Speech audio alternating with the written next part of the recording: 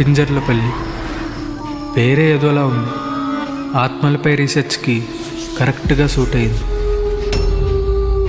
ఆత్మ శరీరాన్ని వదిలినప్పుడు, ఆత్మలు గాలిలో కదిలినప్పుడు కూడా వైబ్రేషన్స్ వస్తాయి.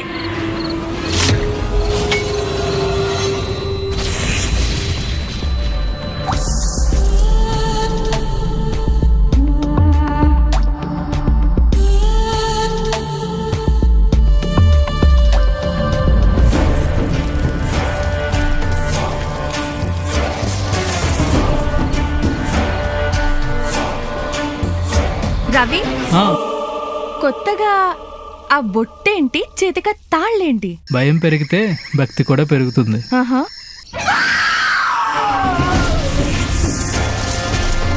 మనల్ని ఏదో దయ్యం వెంటాడుతుంది.